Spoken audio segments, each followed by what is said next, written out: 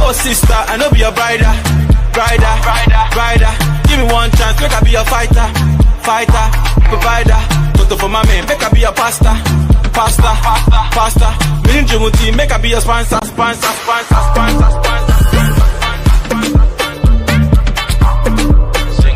say gonna take something, let's say gonna take something. Gonna take something.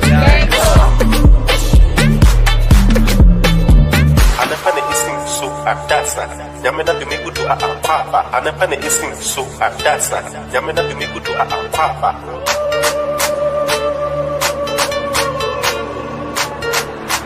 Yamena to make good to a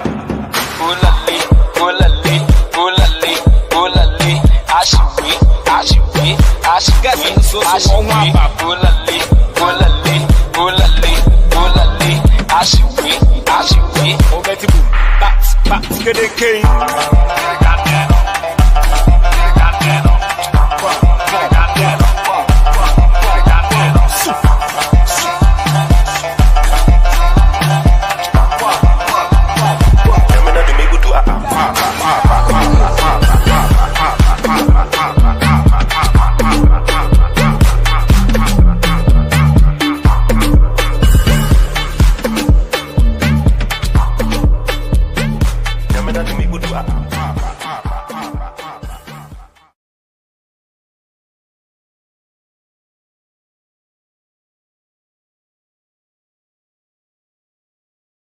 Hi, I am Anne Rosenberg, Senior Vice President of SAP Next Gen.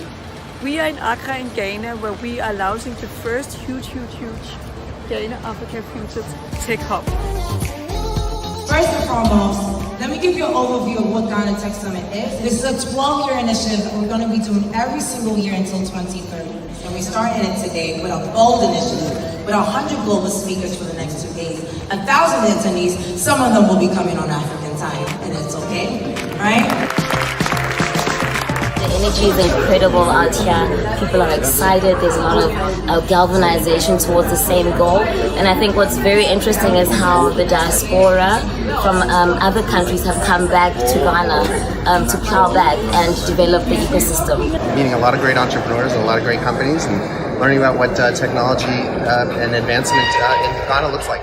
Well, we have incredible minds. They say that Ghanaian migrants are some of the sharpest people across the US and the UK, and thus when that happens we can actually have accelerated growth. So with that, Ghana could actually become one of the dominant tech hubs in Africa in the next 5-10 years. We have to reach the 17 global goals by 2030. It means that every day you drive innovation. It means that companies are opening up, building joint innovation labs with collaboration between accelerator, academia, and the industry and the public sector. One of the big conversations there was blockchain and AI, and we're literally sitting right here in Accra, where Google is going to be opening their AI office, and I think that for me that is the immediate link. These are technologies that could possibly help us eradicate poverty, eradicate malaria, eradicate all sorts of issues that we're still dealing with as a developing nation. So for me, I think that that's what's exciting about this. So one thing is for sure, we're doing history here. This is the first summit in Ghana on tech, and it's going to be many more to come. So if you visit this year, we hope to see you next year. Don't forget Cannes Lions first, and then we go to Ghana Tech Summit.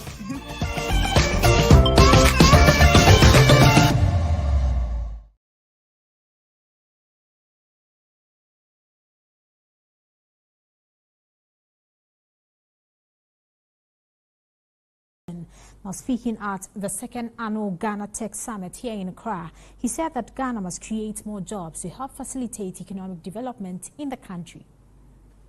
The second annual Ghana Tech Summit is aimed at repositioning Ghana's economy as the global case study for catalyzed innovation within an emerging market. The summit brought together hundreds of entrepreneurs, investors, and digital marketers to address challenges of entrepreneurship and innovation. Executive Director of YMCA, Kwabena Nketia Adai, said the summit will help the youth acquire the needed skills in the changing world of technology. At the heart of Africa's challenge is the non-recognition of our youth as creators of wealth and drivers of innovation.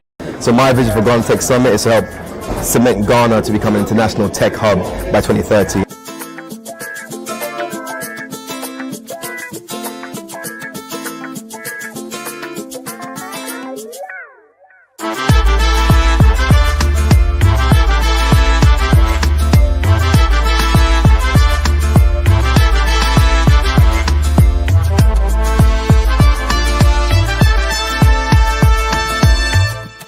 Take the shackles off my feet.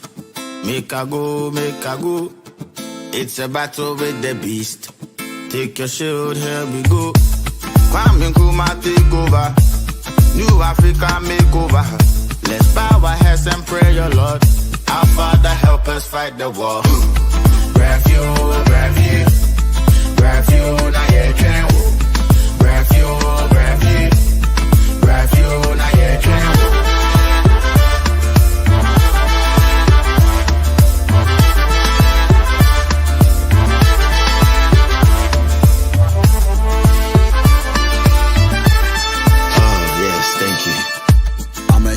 In Africa, but a black man in America, African in England.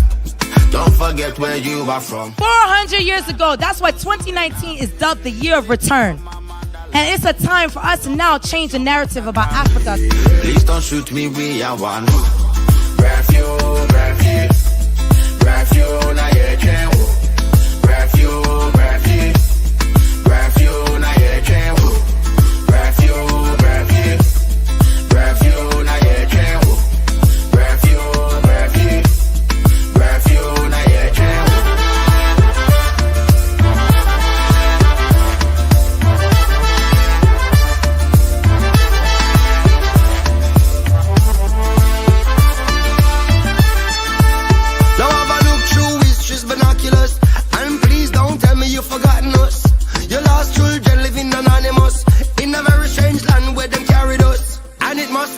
Phenomenon. How we still can remember where we're coming from, even through the brainwashing curriculum, up through the ages and millenniums. The last 400 years has been fabulous. We've been working as slaves, living ravenous, but to overdo your stay can be hazardous. Now our time to go home, thanks for having us. Please make I a promise, oh promised land, and welcome me home anytime I land, and make I feel like I belong with us. Until that day, no giving up.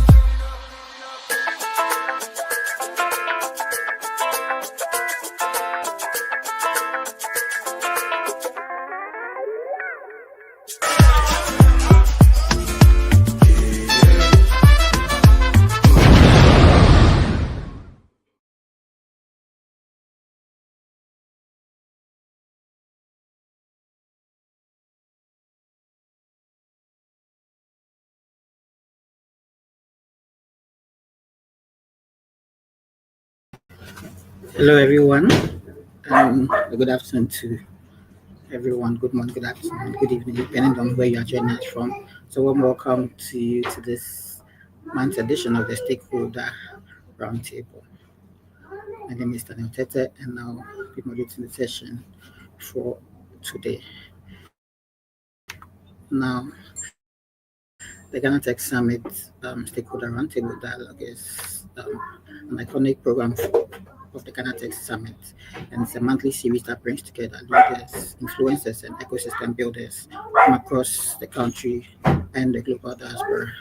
And this year-round forum aims to galvanize and mobilize the Ghanaian community towards a more prosperous future for Ghana.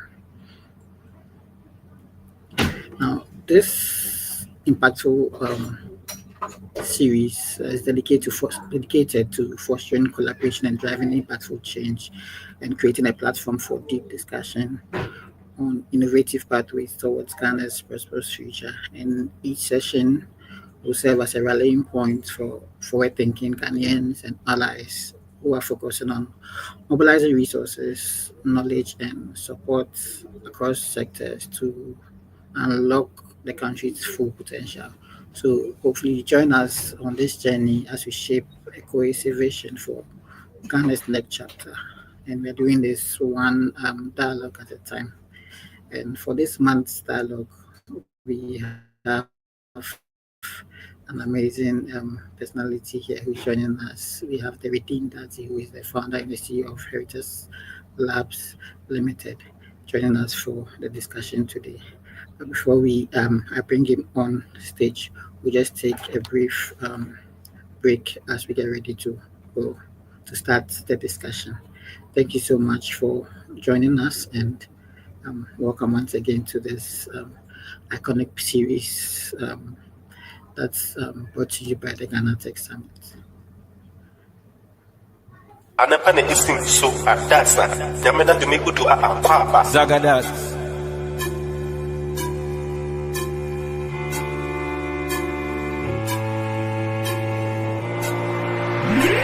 Yamena to make good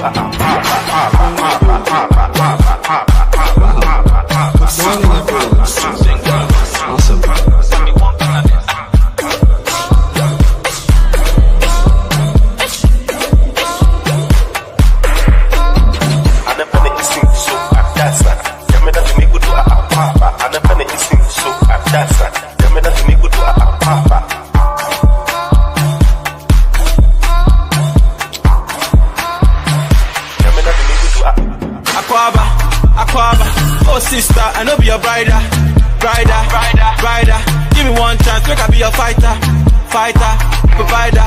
Toto for my man, make I be your pasta. Meaning Jumuti, make I be your sponsor. Let's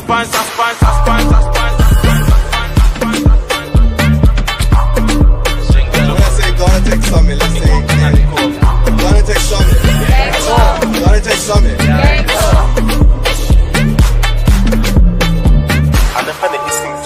That's not. Yamena to make good to Papa. Anapane ising so that's not. Yamena to make good to Papa.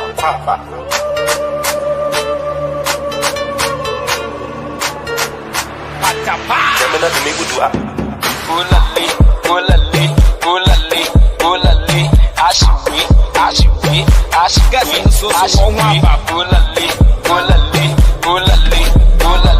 Ashiwi. Obetibu. Back to the king.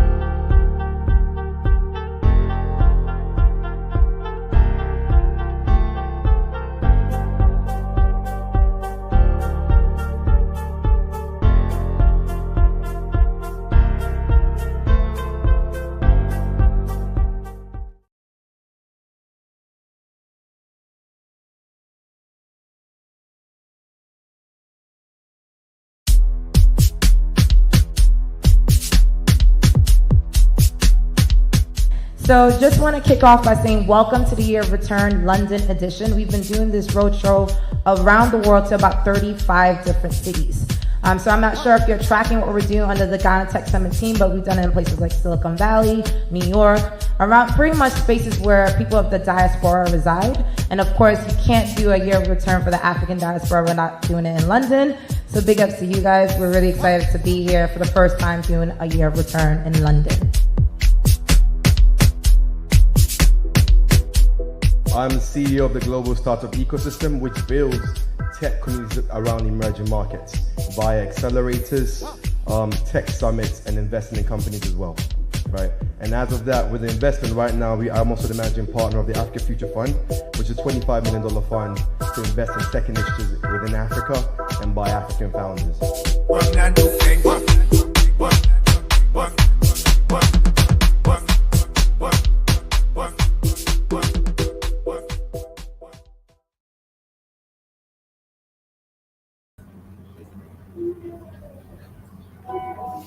Welcome back. And before we start the discussion, I'd like to just give a brief overview of the Ghana Tech Summit over the years when we started in 2018. You've seen from the videos the recap of the Ghana Tech Summit over the years, and it's been a program that has seen various editions. The first edition that was started at the Accra International Conference Center that brought together an amazing lineup of speakers, both home and abroad, to talk about everything tech and ensure everything within the industry insights and how tech could be leveraged in those industries. Then in 2019 was taken to the YMCA, which had a development agenda to help bring attention to some of the youth, the challenges that the youth face, and also bring in some needed development towards youth activity within the tech space.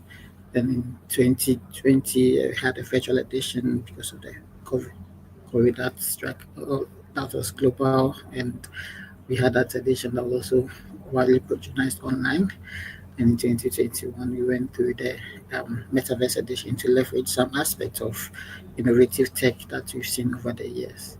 So it's seen a number of changes. This year, it had the Diaspora edition. It was held in New York City for those who were able to attend. It was just to galvanize the diaspora towards coming back to invest within the tech space in Ghana. So look forward to various editions and announcements about the Ghana Tech Summit as well. If you've been to the Ghana Tech Summit before, you could share your experience with that with us in the chat feed as well. So now I'll now welcome our speaker, Derek Dadzie, so we could kickstart today's discussion. Hi. Good. What time is it? It's 10:17 a.m. here where I am. Yeah, and I'm very pleased to be on this chat. Yes, it's a pleasure having you on today, and we are glad you could join us for this discussion today. So welcome to the Ghana Tech Summit Stakeholder Dialogues. Your line is a bit choppy. I don't know whether I'm the only one who's to kickstart the choppy. today's discussion, yourself and tell us what you do. Can you hear me? Because your line gets a little bit choppy. Yes, I can hear you. Okay. Is it better now? Yeah, it's better. Okay. Sometimes it gets choppy, that's why. Okay, great. So to kickstart this discussion, I'd like you to introduce yourself and tell us what you do within the tech ecosystem. Right. So my name is Derek Dadzie, and I've been in the tech ecosystem, for a while. And mainly my job is to figure out how we can move innovations from thought to market. So, and that has been what has driven my journey. So yes, people would know me as an entrepreneur, but mainly what starts that is how you're able to bring out the things that you have in your head, the ideas that you have, the solutions to everyday problems that you have. Then the key question is how do your solutions get into the hands of people? So that is what I started with. That's what evolved me. And now what I do is now trying to help others move their ideas from their thought or from their labs to the market. So still doing tech, building ecosystems around innovation and building innovation market. That means that finding ways and means to manifest new economies, making sure that people can make money within the innovation ecosystem, and not just necessarily, for example, building, let's say, software, let's say only software developers or only quote unquote innovators, but being able to figure out other players in the value chain and bringing them on board and ensuring that there is a proper innovation economy. So that's really what I've been up to over the last couple of years, and it's going good. I'm doing that through my new venture called Heritage Labs, where we are building different platforms. So working with different teams across the world,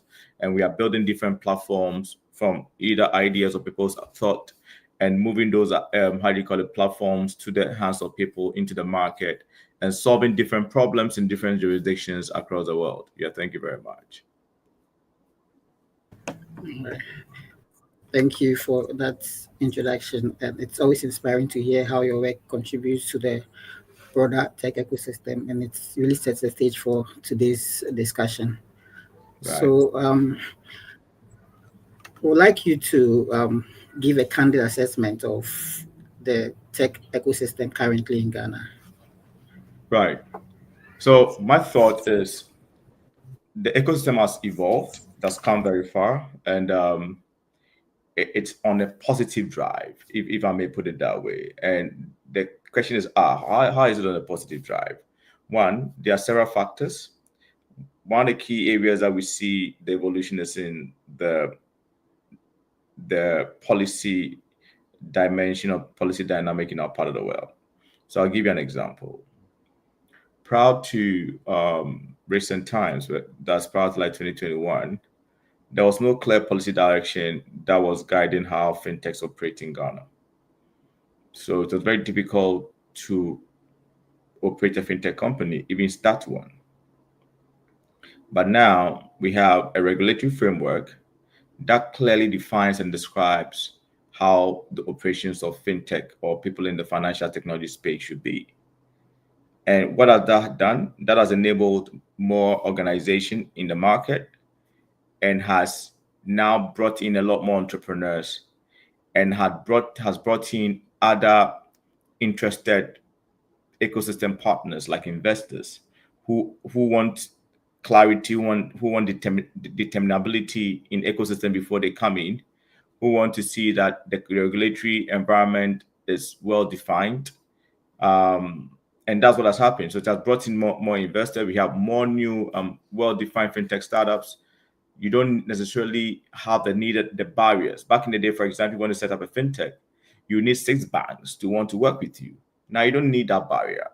When you want to set up a fintech and you meet all the regulatory requirements, whether you want to be a level 1 fintech, or there's a standard license, or you want to be an enhanced license fintech, or you want to be a medium license fintech, or you want to be electronic money issuer, just as we have the MTNs and the ZPays and the Vodafone Cashes do, it's clearly defined. So if you meet those regulatory requirements, you're able to play, compared to the initial stages where these things, like when we started platforms like SlidePay, that was not what it was in the beginning. So it was a very tough navigation pathway. But now these things have been done, and on the regulatory side, there's been a lot of work.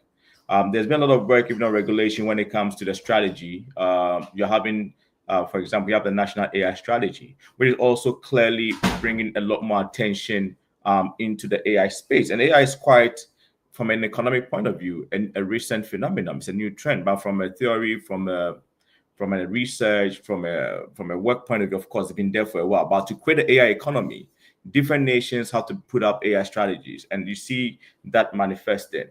And we have several other policies in other areas in our part of in Ghana that is now stimulating more innovation action from players. So from a policy side, there's a lot of work that has been done. I'm giving you an example. From an infrastructure side, when we started, for example, Dreamover back in the day in 2007, the cost of internet was like crazy. Yeah. There was a company called Zip, I'm forgetting their name, but there was a company called Zip. It's not Zipline. There's a company. They also had the ZipNet, right? They were one of the key internet providers. And we had very few internet providers. And the cost of having internet, even bringing internet to your office, was astronomical. So if you're a young startup and you wanted to build, you're from university, and you wanted to build internet, and you wanted to build a technology platform or a digital technology solution or a digital startup, what's going to happen is that the cost of internet will be more than your rent, right? So we don't have that barrier anymore. So like I'm saying, if you look at the ecosystem right now, it is better than it used to be. From a manufacturer perspective, there is ongoing infrastructure development, from real estate, to laying of fiber, to technologies that are available for people to use. Even the kind of tools that we use today are more powerful than we used to have them before. So the ecosystem is obviously, in terms of have more opportunities, have more tooling, have better infrastructure. The cost dynamics are better. Doesn't mean that they are the best, right? So there's good, better, and best, right? It means that there's more room for improvement. Also, from a capacity point of view, we have a lot more awareness of some of these tech services, right? So we know that we are trying to digitize our economy as much as possible, from the way we take our passport, to our national ID systems, to the way we buy things. So there's also that increased awareness of the digital efficiencies that we need, that is breeding new digital solutions, right? From agriculture. So all the sectors are seeing a certain level of digitization, and that in itself is stimulating more opportunity development. So that awareness alone creates a lot of opportunities. So in terms of my outlook or my overview, I believe that we have made significant inroads.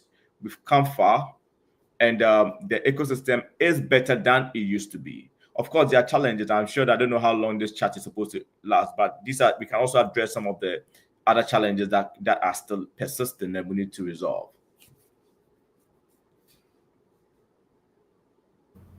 Right.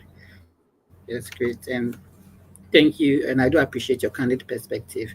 And like you mentioned, we've seen so many moving parts with startup investors, policymakers, industry leaders, and it's fascinating to think about how we can align these efforts to create a stronger and more cohesive ecosystem.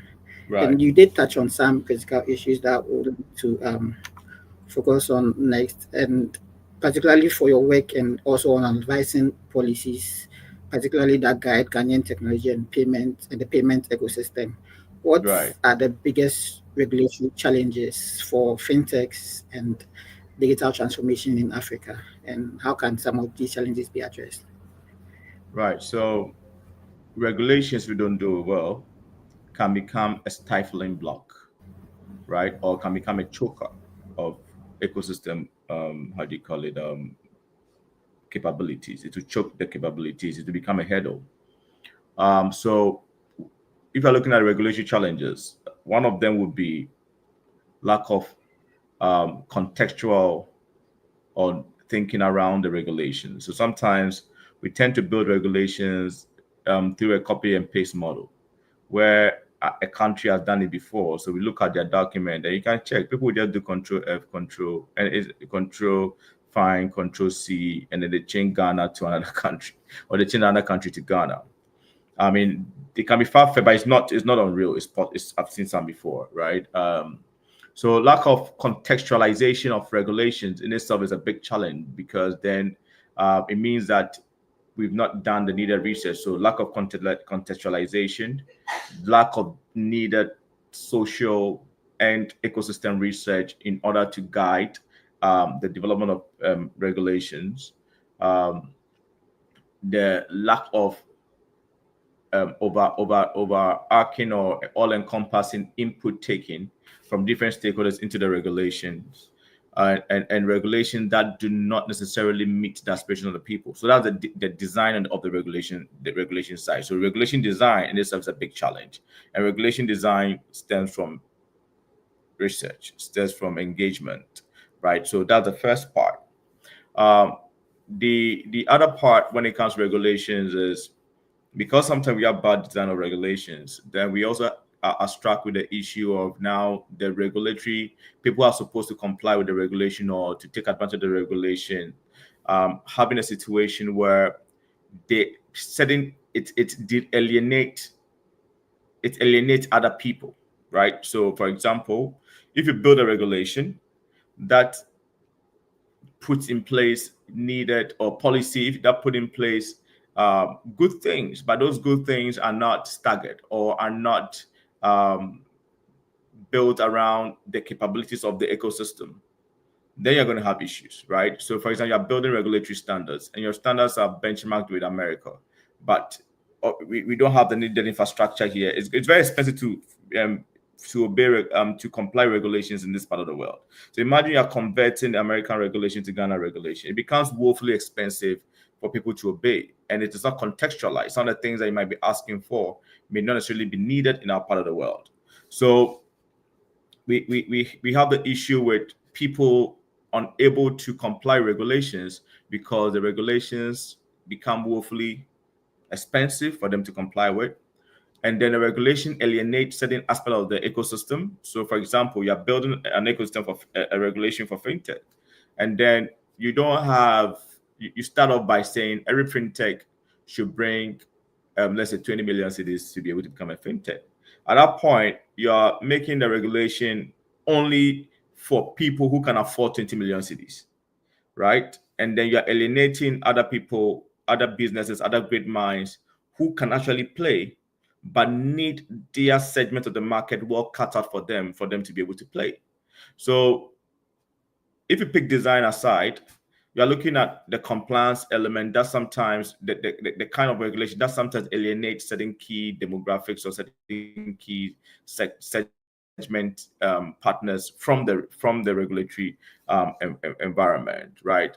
And also when it comes to building regulation, but let me say something. The Ghana FinTech, the regulatory guideline for electronic PSPs, that is payment service providers, is very comprehensive and tackle that from the onset. So from a regulatory design perspective, we don't face that problem. But from an Africa perspective, other regulations face these problems around design, around context, around the ability to comply, the cost of compliant. Even still, people are complaining about our regulation because, for example, there are certain ISOs that are required that are expensive to get. You are looking at a minimum of $60,000 to upwards getting that ISO. So imagine a small company trying to get that, right? At that point, it alienates that small company with great ideas from playing into a certain aspect of the ecosystem. But then again, then the regulator will say, oh, they are trying to also safeguard the customers who may be parting away with big transaction amount, right? And that is the reason why they need to assess certain regulatory requirement.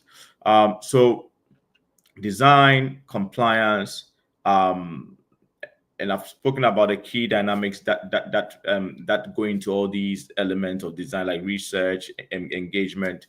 That sometimes makes it difficult for us to develop regulations that resonate with the ecosystem. So, for me, these are two key things, right? That influence or that have a negative impact on the regulatory environment. There are other things like infrastructure. If you want to build regulation, you need a certain regulatory infrastructure. How do you build a strong regulatory infrastructure? That means the regulation should not always look like we are building from scratch. There should be an infrastructure that enables you access existing regulation, that enables you document existing regulation, that enables you track the impact of existing regulations, then provides you insight into building new regulation. We don't have that in our part of the world. So regulations always bring stakeholders together, talk, but realize that there's no underlying core infrastructure that is streamlining and making more efficient the regulatory process. So in terms of policies instead of regulation, these are some of the challenges. And finally, sometimes our policies are developed, sometimes we use outside experts, and the collaboration between the outside expert and the local stakeholders sometimes it's a little bit shaky, right? It's not like they don't talk, but I think the socialization and the integration is not done at the level that it has to be done. So sometimes you have outside experts, and I've experienced it, outside experts who come to Ghana to support us regulatory policy development, and they end up creating policies that just won't work, right? Because some of them are just, they don't understand our context very well. But of course, they have the needed whatever requirement. They meet the minimum requirement that enables them to build these regulations. And a lot of time, if people are watching, realize that we're all having all these issues with laws or policies that have been developed by some companies that we don't even know. Sometimes some of them are big companies from outside the country, but these policies never ever get used, or they never really how do you call it, resonate with our people. So these are some of the challenges that we have with our policy environment and then the regulatory environment. Great. And that's quite interesting how it's shaped up there, because for me, I see it as a double-edged sword, where we need those regulations for stability. And sometimes what we've heard from complaints up from some startups and entrepreneurs is how it stifles innovation. But I do believe that once we get the right balance of it and get the much needed what makes it efficient, then it's to be able to move forward in the right steps. And you're right. And and I've been there before. So yeah. I want to take our discussion. Yes. Well, I was saying that So I want I've to been there focus. before. I know. I was going to say something Yeah. about why we say stifle. Sometimes when you don't understand, when you're not at the policy end and you are at the end of innovation, you want to be fast, you want to get things done, you're looking at the market. But when you get to appreciate that there are other people who are also looking for their interests in terms of the customers, the consumers, in terms of quality control systems, instead of standards, making sure that you are building an AI model, but that AI model should not come and destroy the fabric of society. Or you're building a fintech solution, but that fintech solution should not come and leave room for fraud or leave room for people to be lose transactional value, or to how do you call it, leave room for all kinds of financial malfeasance. Somebody has to come. So consumer protection is one of the reasons why we do regulations, and policies, and then environmental protection, and then also holding society together. Because if you don't do the right regulation and one person has power on a certain technology or a certain service, that person, if the person that doesn't have a good heart, can steer society into a path that we might not be able to return, or the cost of return might be very detrimental to the forward movement of society. So these are things, I mean, they look very high end, but if you are on the regulatory side, you want to fight for the world and for the society and for the environment and for consumers. If you're on the innovation side, you just want to get things out there. You feel that these guys are wasting my time. We got to move fast. Yeah. Definitely, and thank you for chipping that in as well. Your journey within the tech space has been quite amazing, and we follow your journey. That's one of the reasons we are happy to have you here today. And currently, you are with Heritage Lab, that's focused on product development and innovation. I want to find out from you, what opportunities do you think exist for startups in general to create some innovative solutions, and is there any support that is needed to scale them globally? Yeah.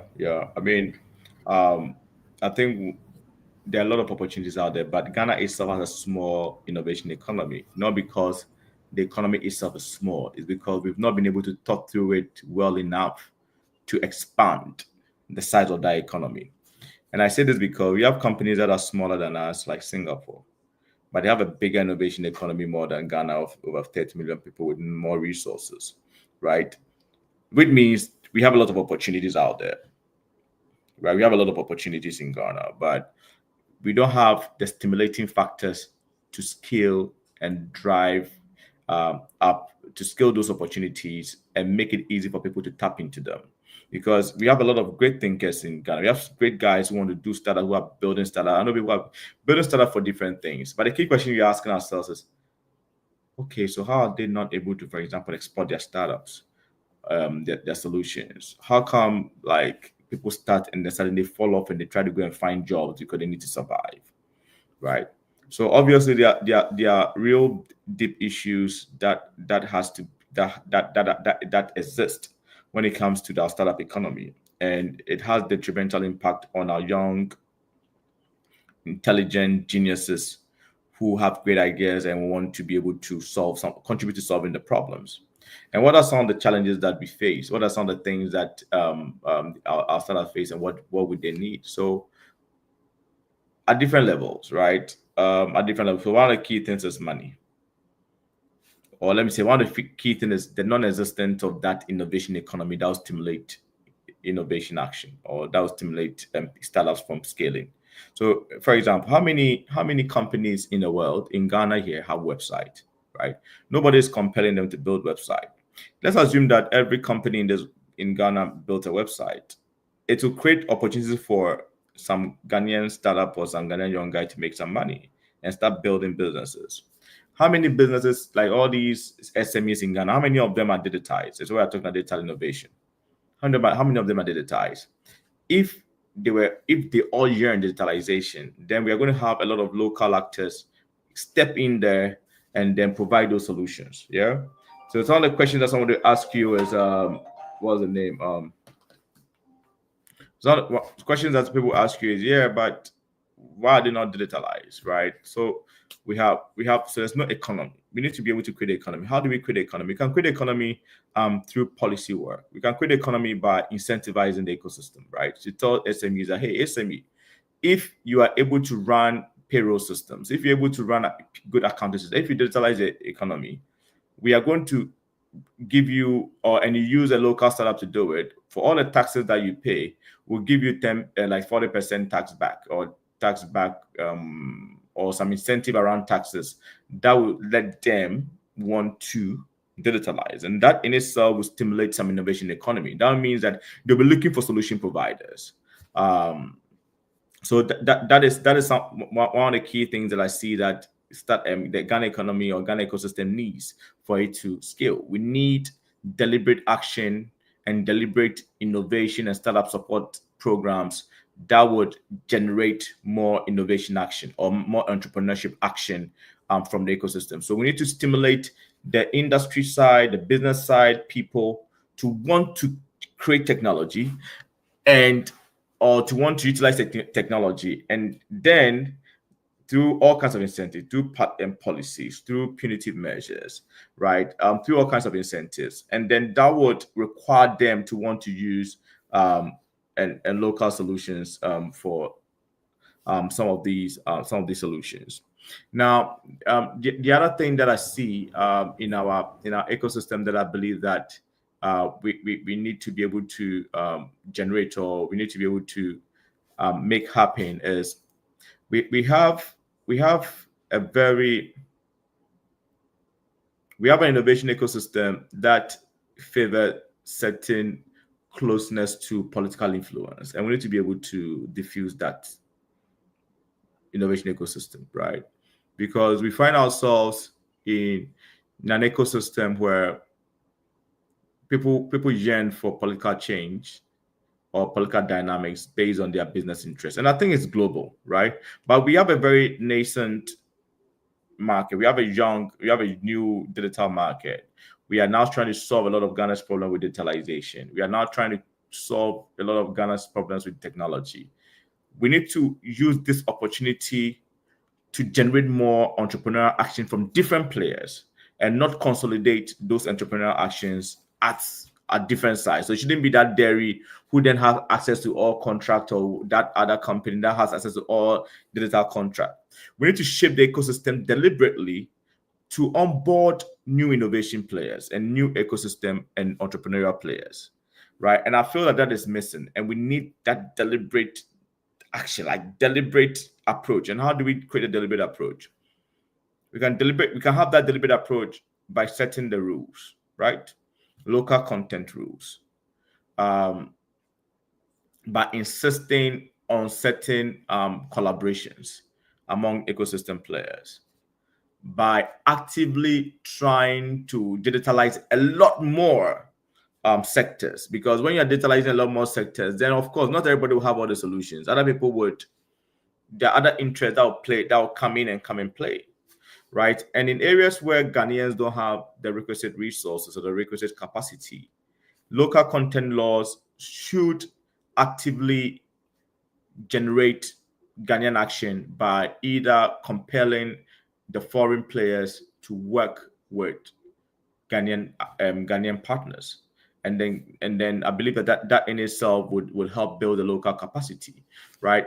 So we need to create the innovation economy. And I'm trying to lay out some of the factors that is slowing down the creation of the innovation economy or scaling the innovation economy, and trying to push what I believe that has to be done to expand that innovation economy so that we can have more startups. Because we have crazy startups. We have startups that are using AI to figure out how birds or chickens, when you're doing poultry, when they should be fed. We have startups using AI for agriculture, but these things will not scale.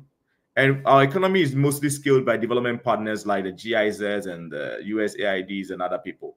We need to create an economy that is not that moves 10 steps further from the support that we get from these development partners, because a lot of our policies and engagement are funded by development partners. We need to shift away and own our policy and policy discussions. We need to be able to invest more, right? So this is also the place where we need to bring in the government to put their money where their mouth is, right? Where our taxpayers' money also ventures into support programs and ecosystem enabling programs that will let a lot more indigenous organizations own the narrative, own the actions, and be at the forefront when it comes to innovation action in the digital space. So, the conversations when it comes to startups, for example, it's diverse, and I can come from different angles because I sit both at the policy end and I sit both at the end of trying to be an entrepreneur and trying to put out product that people actually use. Yeah. Great. And I know you mentioned you highlighted some exciting opportunities where innovation can be applied. But I'm curious if you have any specific sectors in mind or any problem areas where you see as untapped gold mines for innovation. Right. So in terms of opportunities for startups, that 1,000 million opportunities. I think that one of the actually come there. One, we need to map out so there's an innovation market and value chain map work that we have done, right? We call it the IMBCM, which maps innovation from when it comes as an idea, from innovation thinking right down to how it becomes a mainstream product. And the value chain, there's the ideation part that looks at the innovation thought, the things that you want to do. Then there's the there's a funding side that looks at, okay, this is what I want to do. Where is the money to do it? Then there's the R&D side that looks at the research around it. Then there's the product development side that looks at the product around it. Then there's the invention licensing side that looks at the invention and how you licenses the patent around it. Then there's the conformity assessment side that looks at certification, standardization, conformity assessment. There's the environmental and other factor verification. So you want to verify whether the innovation, for example, aligns with environmental goals of the ecosystem or the community. You want to verify whether the innovation poses any significant risk or has some significant opportunities to change the trajectory of a society and their heritage, because sometimes we take away all this heritage and other things from our innovation. Then there's that environmental and social verification side. There is the value added intermediation side, right? And I'm looking at all the value chain action, value added intermediation, where people are adding value to innovation and giving it out to different people at different level, whether wholesale level, retail level, whether it's B2B level. And then there is the utilization side that looks at, okay, the innovation, you've added value, people are using it. And then there's the mainstreaming side. Now the innovation, like a mobile phone, has become a part and parcel of everybody's life. In all this, it is not just an innovator. There are different actors that can establish businesses or that can take different entrepreneurial actions in all this across all sectors. So already from a structural perspective, I've laid out specific areas and activities that requires more entrepreneurial action. So let's pick the bit about where the idea is in your head and you want to develop it, maybe from a startup perspective. Not everybody who has ideas knows how to document. Not everybody who has ideas knows how to write proposals. not everyone who has ideas knows the models and business dynamics of how you put things together and then take it out there and pitch. So there, it's an entrepreneurial action that somebody can take. Yeah, young people can start up businesses that help other young people organize their ideas and pitch those ideas, and then get funders to buy into it or get other collaborators. So it's not only you don't pitch ideas for funding, you can actually pitch ideas for collaboration, right? That is an entrepreneurial action. That's something that somebody can do and charge money for it. That is something that somebody can build software around it and let people input their thought and then be able to generate business models and business dynamics for them. So that's one part. There's a bit about funding. Funding is generally limited to venture capital. Whenever we hear funding, we hear venture capital. But we have limited supply of venture capital firms around. A lot of things go into funding, right? So somebody can actually set up company that prepares businesses for funding, or that segments business ideas into certain that segment business ideas, and then picks a certain aspect of that segmentation and says, look, I want to provide funding for it. Right. So you can actually onboard new funding partners and new funding models into the funding ecosystem. That's if you're able to map out the value chain well. So then there's the product development side. So when you're in tech, you can have a lab that designs product. So the fact that somebody can code doesn't mean that the person knows how to design. The fact that somebody knows how to design doesn't mean somebody can code. And it's not everything that is running on web browsers or running on installations or AWS. So there are some tech technologies that are actually hard, right? They're hardware, they're devices. The product development side comes with a lot of opportunities. So you have the coding side of it, you have the thinking side of it, we have the design side of it, we have the manufacturing side of it. If we can think about some of these things more critically, there are more opportunities. Not everything is software. I know that a lot of times our ecosystem goes for the software side because it requires less resources. You can do it on your laptop, and if you're a hit, you go. Maybe look at it critically. Some of the companies that are making good monies, they're making money from software and hardware. So we need to be able to help young folks in the tech space also entering heavily into the devices era, and then building all kinds of devices for everyday activities, right? And that's where R&D comes in. That's what research and innovation is a very good trajectory when you have a value chain for that. So when it comes to product development, you can build a lab. Somebody can decide to invest in a lab, that people can come to the lab and then build their solutions and charge them for lab fees for using of their time, like the way people go to studios. You can build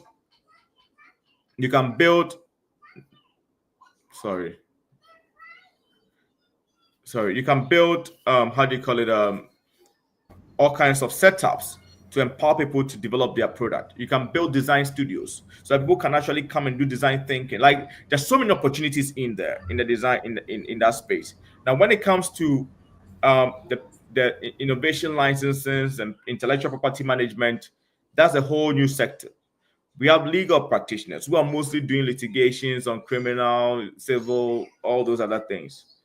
You want to be able to now create a whole legal system around innovation, that we have legal lawyers who are focused on these innovation areas as well. So that's a whole new area as well. And you can build tools, you can build software, you can build all kinds of technology that empowers those who play in the legal frameworks and the legal side of the innovation economy be able to play. And then, like, I can go on and on and on and on. There are so many opportunities when it comes to even the marketing side of it.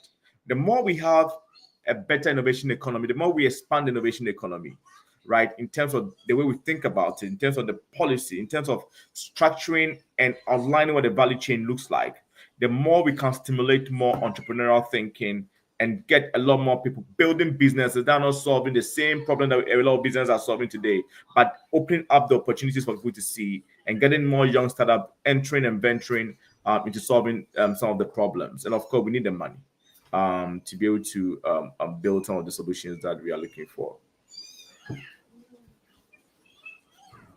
Thank you so much. And it's quite refreshing to hear that, particularly your point about collaboration as a way of entrepreneurship as well, because we see a lot of entrepreneurs or startups shy away from doing this collaborative work because they feel people will steal their ideas. But like you mentioned, if you do have something that is already in the system, why don't you collaborate with those that do have it in order to foster that innovation? Because it will build up on an idea instead of just creating something that is already on the market or a problem that someone is already solving, right? And as we wrap up the discussion for today, I would like you to highlight what you believe are the key trends that you think would shape Africa's digital landscape within let's say the next 5 to 10 years, and how can stakeholders prepare to benefit from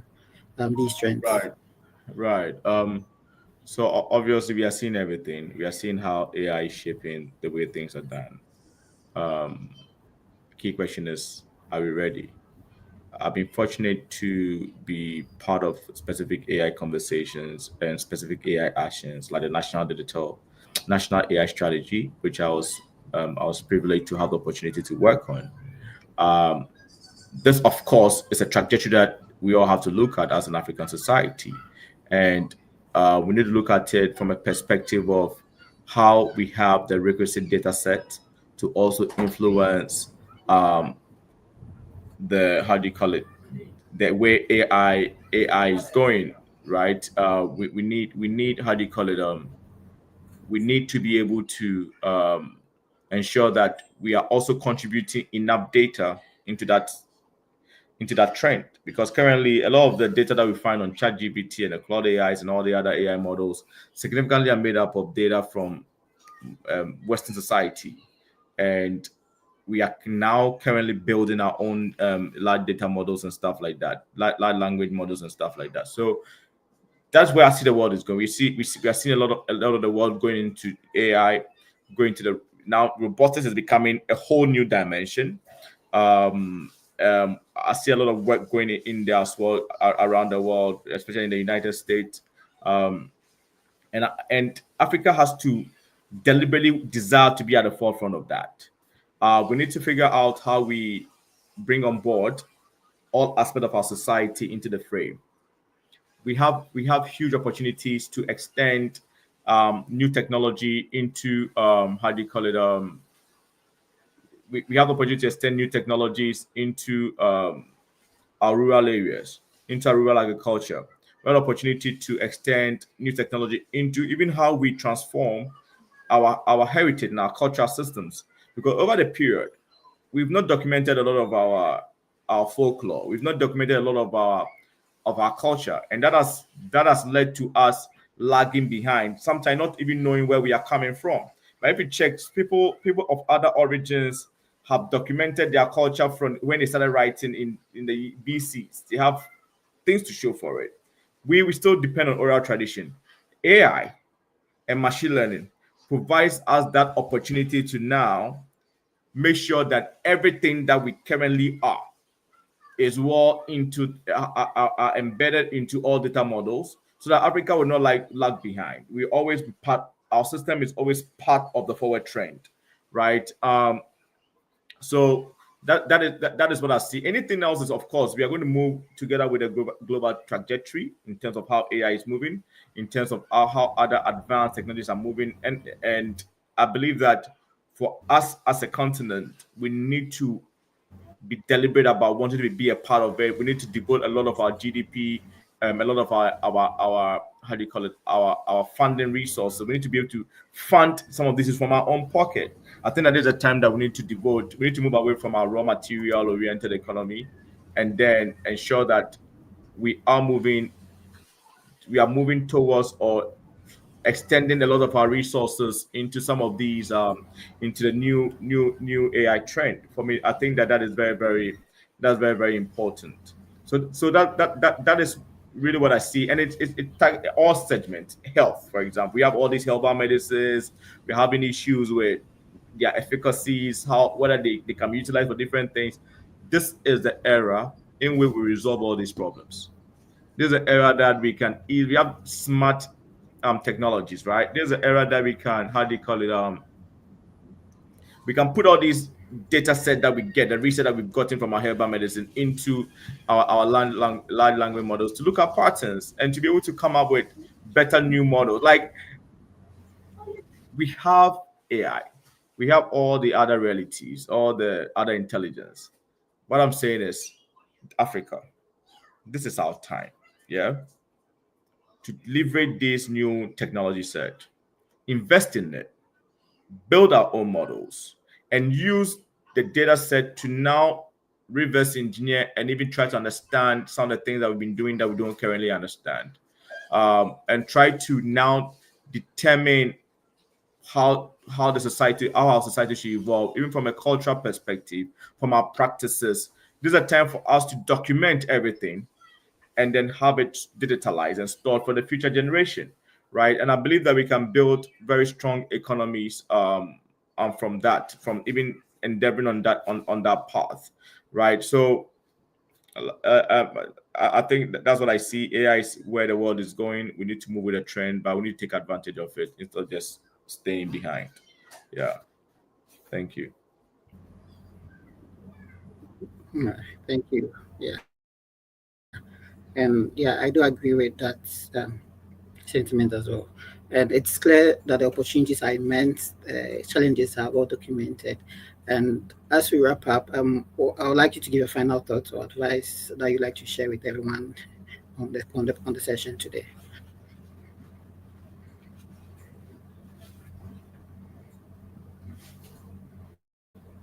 I think one of the key things that I believe will drive our society and for the young people, if you're watching, is we need to think really big, right? We need to have a possibility mentality. We should never be ever um, deterred by what we think does not exist for us, right? We need to think. We need to think really, really big. Sorry, I have a daughter here who is distracting me, so I'm very distracted to get it. So I'm talking. I'm trying to navigate and signal. Sorry about that. But bottom line is that we need to think really, really big. You know, that's what I want to say to the young folks.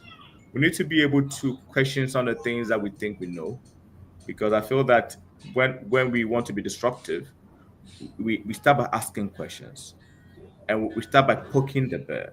I think that's the era that we can also poke the bear, and we need to poke the bear on the technology side. We need to poke the bear on the technology side, right? We need to poke the bear on the technology side, asking more questions and trying to resolve and solve some of the challenges that we are faced when it comes to digitizing some of our sectors. For the young ones, for the people who are listening, for innovators, there are so many areas that we can solve our problems, from agriculture to health to how do you call it, to our entertainment, um, to every aspect, from how we mechanize, our society, like our civics. Like there's so much on top territory when it comes to Ghana. Like too many, like especially when it comes to agriculture, too many things to solve. Like I'm here, like I go to the supermarket and I'm looking at things that they have on the shelves, and it's like, wait, this thing can be done. It's so easy, right? Our innovators, our young people should be thinking about asking questions about the things that we've seen that are not efficient, that are not working, and figuring out how we can solve them. And I believe that when we want to solve them from a perspective of collaboration, money may not necessarily be the biggest challenge, because it will unlock all the different ideas of how we can, optimally solve some of this problem with little financial resources. And that's something that I want to leave with the young people. Let's learn to collaborate. Let's think big. Let's poke the technology bear, and then let's ask all the questions, and let's look at everything in our society and see how we can actually solve them using the right technologies. And I believe that will stimulate a proper innovation economy. We can expand innovation economy, and that will bring in more investment. Thank you very much. Thank you so much, Derridine. It's been an amazing time with you. You shared some thought-provoking and insightful interesting insights that I believe would inspire people or the young people to take technology serious, also be ready for the new wave of AI in the future that we do have on our hands. I'd like to thank you on behalf of the Ghana Tech Summit team and Assign team for joining us today. It was a real pleasure having you all, and thank you for sharing your thought leadership with us. It's been an amazing and it's a true testament to your work that you've done within the Ghana Tech ecosystem. So I'd like to say thank you so much for joining us today. It was a real pleasure having you on. Thank you very much. I deeply appreciate it. All right. So, ladies and gentlemen, that's a wrap on the panel discussion for today, the fireside chat with the Dean. It's been an amazing session. I'm sure you learned a lot from him today. He shared a lot of insights. For those that were on the session, there's a lot to take away from the session today in terms of collaborate more, think big, and then try to move forward, take advantage of the kind of innovation that's going on in the world today. It's been an amazing session, and this wraps up our stakeholder roundtable for the year. It's been an amazing year for some of us, even if it hasn't been so good. It's wrapping up nicely for most of us, and because there's tomorrow, there's hope for a better future. And we are thankful to all our speakers that have come on the session today, particularly from the October session where we had Patrick Quanson and Patrick Stevenson also joining us in that discussion. And this month we've had the Redeem that's also joining us. The theme that we've been discussing on today has been centered around innovation, and particularly unlocking opportunities through innovation, policy, and ecosystem growth. And this stakeholder dialogues brings these dynamic discussions to you that unites leaders, influencers, and ecosystem builders from Ghana and the global diaspora, and is dedicated to fostering collaboration and driving impactful change, thereby creating a platform for deep discussion on innovative pathways towards a prosperous future for Ghana. And each of the sessions has been a rallying point for forward-thinking Ghanaians and allies that have focused on mobilizing resources and the knowledge that they do have to be able to support sectors to unlock the country's full potential. I believe the Redeem talked about focusing on some development in the rural communities where we can apply tech to some of the innovations that we have going on there, and the development project that we have going there that can benefit from tech. So for startup founders, we also turn some of your attention to that those sectors or those areas to be able to shape a cohesive vision for Ghana's next chapter, so that we move on together as a community so that no one is left behind. So thank you for joining us for these sessions. My name is Daniel Tete. I'm the Ecosystem Development Lead at the Global Startup Ecosystem and the Ghana Tech Summit. It's been a pleasure hosting you for the Ghana Tech Summit Stakeholder Dialogues, and look forward to updates from us on the future of Ghana Tech Summit. Like I mentioned, we had the Ghana Tech Summit Stakeholder Diaspora Edition in New York a couple of months ago, and we are glad we could. There was a lot of insight, and we'll be hearing updates from that in the coming months and in the new year. So I'd like to say thank you to everyone that has made this dialogues possible for us to be able to have, and to all our partners and our supporters in the team behind the scenes that have made everything nice for us, including Obed, Niama, William, who have been of great support to me in hosting these sessions. Thank you all so much, and hopefully you enjoy the rest of the year, and then next year will be a good one for you. Thank you all so much, and goodbye.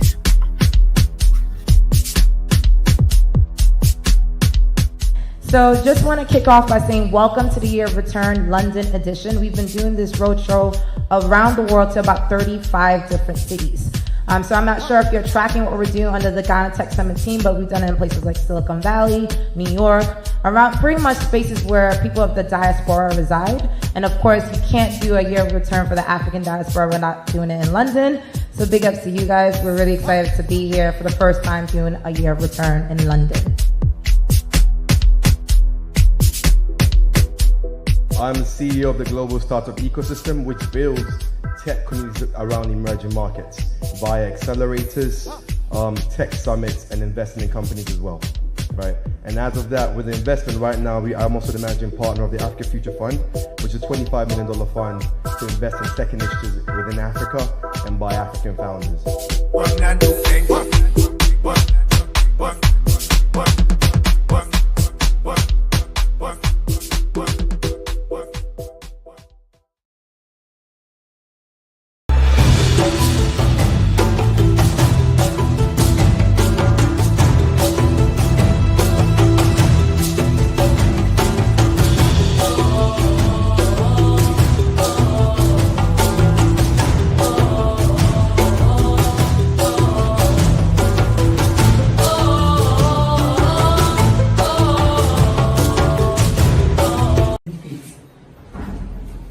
Inspire, prepare the individual for the digital world, so that all of us can move towards that direction in good faith, with good mind, not aggression. I will not go further. I'll end it here, and I invite my boss to continue. Thank you.